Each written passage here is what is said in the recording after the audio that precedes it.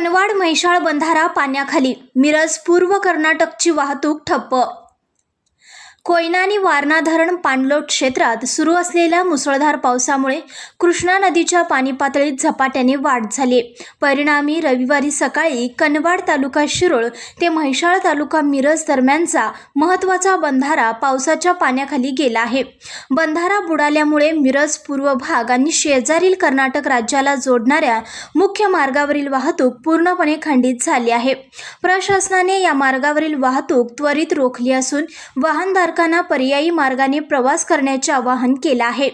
गेल्या 2 दिवसापासून पश्चिम घाटात पावसाचा जोर वाढल्याने कृष्णा नदीच्या पात्रात मोठ्या प्रमाणावर पाण्याची आवक सुरू आहे।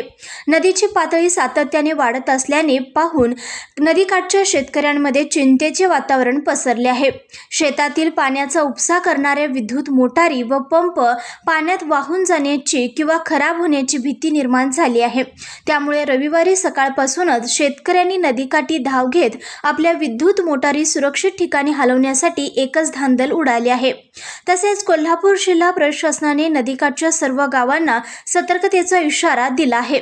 नागरिकांनी नदीपात्रात उतरू नये असे आवाहन करण्यात आले आहे।